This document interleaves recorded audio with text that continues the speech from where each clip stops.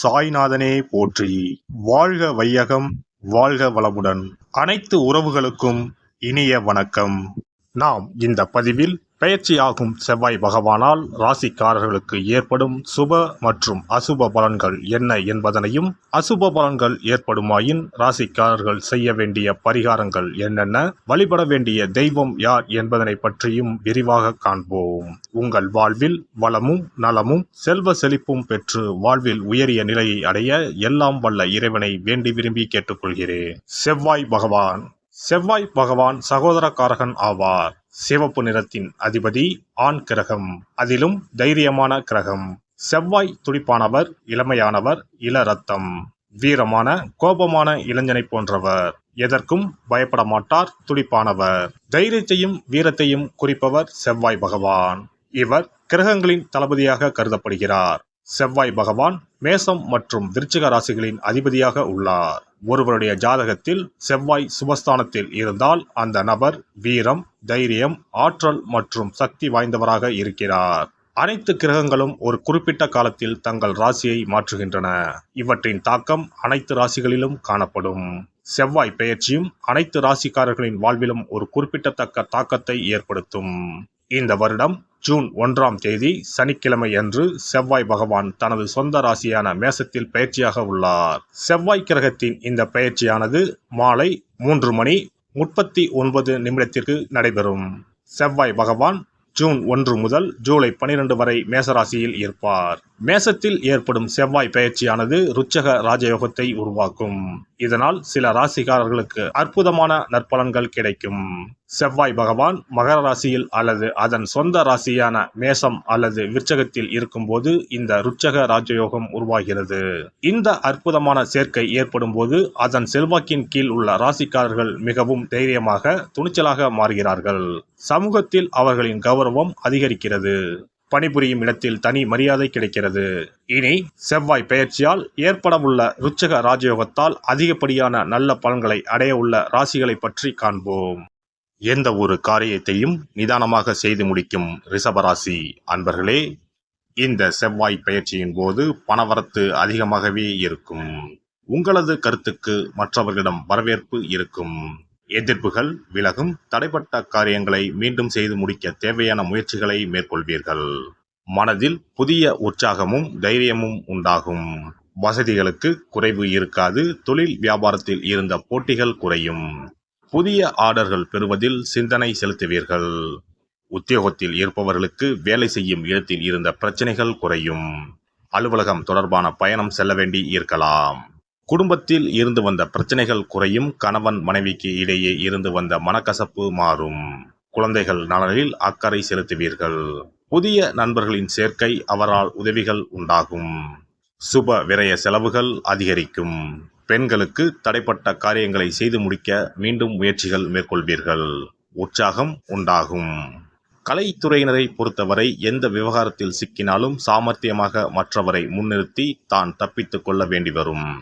எதிர்பார்த்த பணம் வந்து சேரும். விருந்து கேளிக்கை நிகழ்ச்சிகளில் பங்கேற்க நேரிடும். சாதுரியமான பேச்சின் மூலம் காரிய வெற்றி உண்டாகும். அரசியல் துறையினருக்கு உங்கள் வளர்ச்சியில் இருந்த முட்டுக்கட்டைகள் நீங்கும். பயணங்கள் செல்ல நேரலாம். பணவரத்து திருப்தி தரும். கடினமாக உழைக்க வேண்டியிருக்கும். அதன் மூலம் நல்ல பலன்கள் கிடைக்கப் பெறுவீர்கள். மேலிடத்தின் கனிவான பார்வை உங்கள் மீது விழும். மாணவர்களுக்கு கல்வியில் வெற்றி பெறுவோம் என்ற நம்பிக்கை அதிகரிக்கும். கவலை நீங்கும். நட்சத்திர பலன்கள். கார்த்திகை 2, 3, 4ஆம் பாதங்கள். கணவன் மனைவிக்கு இடையில் இருந்த கருத்து வேற்றுமை நீங்கும். சகோதரர்களிடம் கவனமாக பேசி பழகுவது நல்லது. பிள்ளைகளால் டென்ஷன் ஏற்பட்டு நீங்கும். ஆரோக்கியத்தில் கவனம் தேவை. ரோஹிணி நட்சத்திரம். எடுத்த காரியத்தை செய்து முடிப்பதில் தாமதம் உண்டாகலாம். அடுத்தவருக்கு உதவிகள் செய்யும் போது கவனம் தேவை. மாணவர்கள் கல்வியில் வெற்றி பெற தடைகளை சந்திக்க வேண்டியிருக்கும். வீண் அலைச்சலை தவிர்ப்பது நல்லது.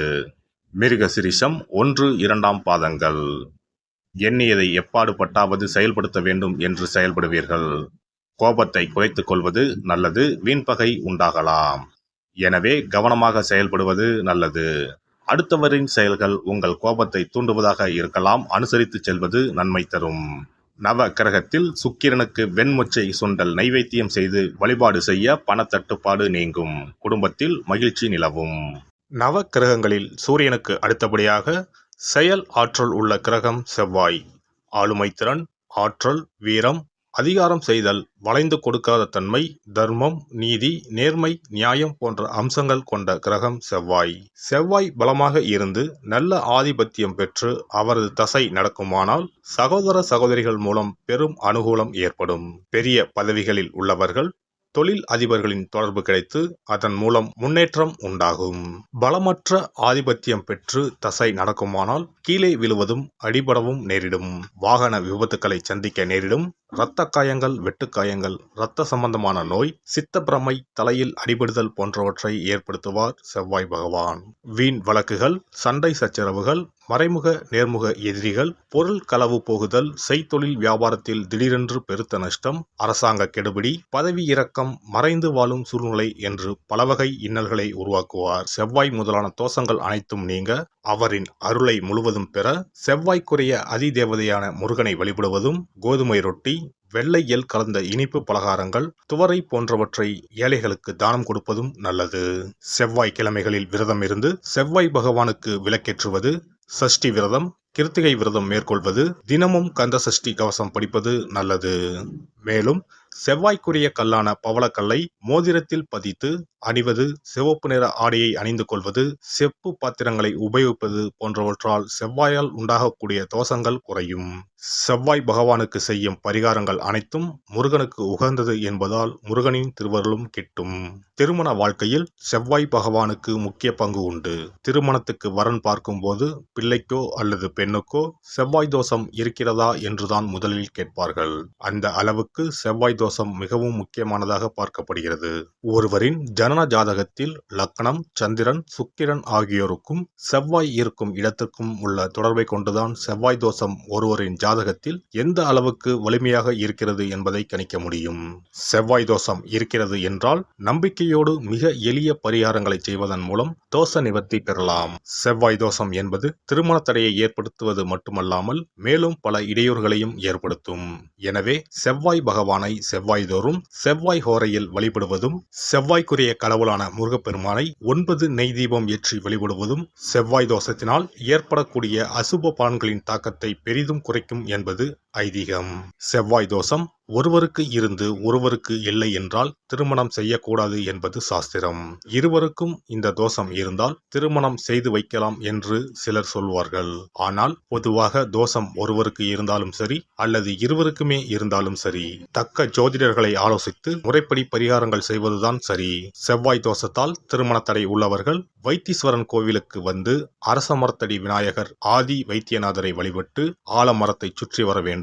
வைத்தியநாத சுவாமி, தையல்நாயகி அம்மன், செவ்வாய்க்கு அதிதேவதையான முருகப்பெருமானை வழிபட வேண்டும்.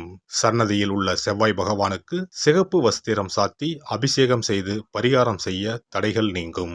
இந்த வீடியோ பதிவு உங்களுக்கு பிடித்திருந்தால் லைக் பண்ணுங்க, கமெண்ட் பண்ணுங்க, ஷேர் பண்ணுங்க, மறக்காம சப்ஸ்கிரைப் பண்ணுங்க, பக்கத்துல இருக்கிற பெல் பட்டனை கிளிக் பண்ணுங்க. நன்றி, வணக்கம். ஓம் நமச்சிவாய. சிவாய நம.